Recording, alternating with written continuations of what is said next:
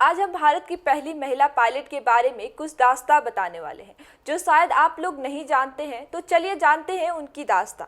सरला ठाकुर, जो हमारे बीच अब नहीं है, लेकिन आज भी महिलाओं के लिए एक मिसाल बनी है। इस वजह से गूगल ने उनकी 107वीं जयंती पर उनको ड्यूडल उन्हें समर्पित किया है।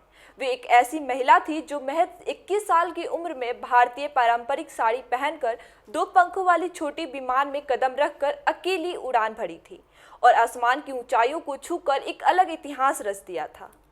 8 अगस्त 1914, जब हमारा देश अंग्रेजों का गुलाम था, उस समय हमारे देश के दिल्ली में एक नन्ही परी का आगमन हुआ था, जो आगे चलकर भारत की पहली महिला पायलट बनी।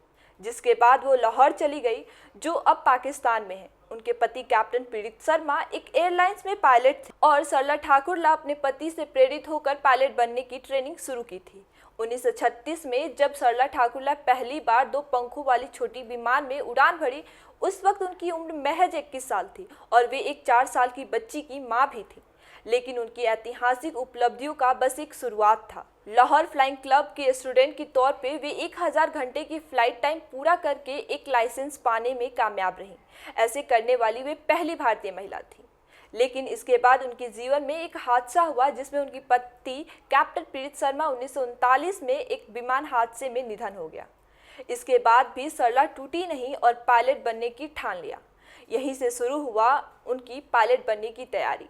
लेकिन उस समय विश्व में दूसरा विश्व युद्ध चल रहा था, जिस वजह से वो आगे नहीं बढ़ पाई और उनका सपना अधूरा रह गया। लेकिन 1947 में जब भारत और पाकिस्तान का विभाजन हुआ, तब सरला वापस भारत आ गई थी। यहाँ आकर दिल्ली में उन्होंने पेंटिंग का काम शुरू किया। आगे चलकर ज्वेलरी और ड्रेसिंग डिजाइन में अपना कैरियर बनाया। हालांकि भारत वापस आकर उन्होंने 1948 में दूसरी शादी की और साल 2008 में उन्होंने दुनिया से अलविदा लिया।